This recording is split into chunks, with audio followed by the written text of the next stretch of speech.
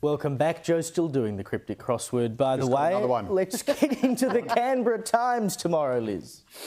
Well, while public servants in Canberra are breathing a sigh of relief not having to go back to work, the small businesses in Canberra are not half as happy. Counting the cost of office politics, the headline reads, while many public servants were yesterday breathing a sigh of relief as the opposition dumped its plan to force staff back to the office 5 days a week, for the city's small businesses, the news was not universally welcomed.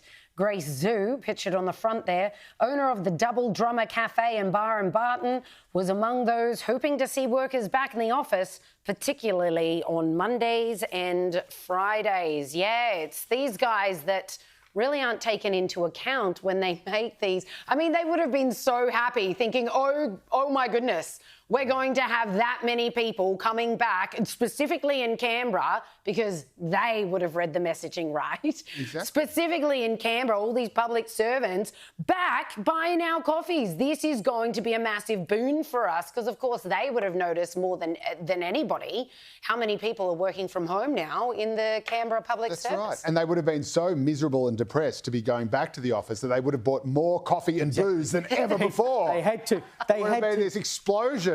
But this is the great trouble now about trying to get people back into the office, and you well know that I think people should be back in the office. But there's two questions.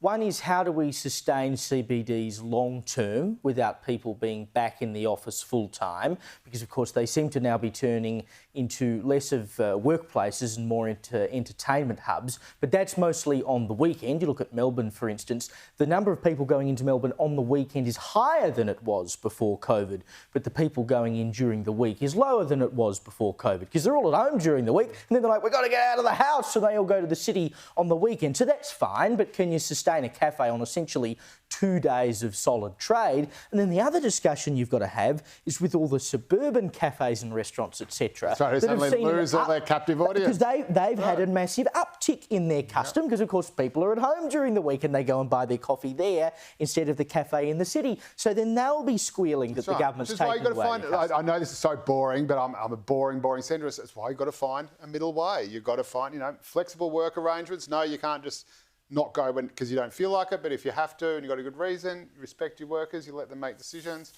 You can take me out of my front door in a box, ladies and gentlemen. I'll tell you that for free. Come on, I'm here now, aren't I? Now, the Daily Telegraph, greatest newspaper in the world, and it has a fantastic story by our friend James Willis, who I think you would have seen just earlier on Sharry's show.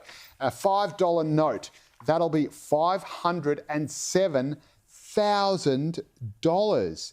The Reserve Bank has slugged taxpayers more than $500,000 to redesign the $5 note as it prepares to snub Australia's monarch in favour of a First Nation-inspired artwork.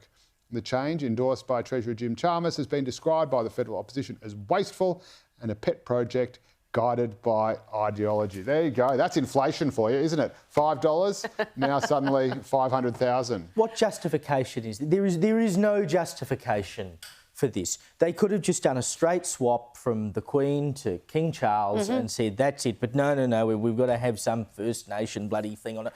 Look, even if they want to have a First Nation design on it, I'd rather the monarch stayed there.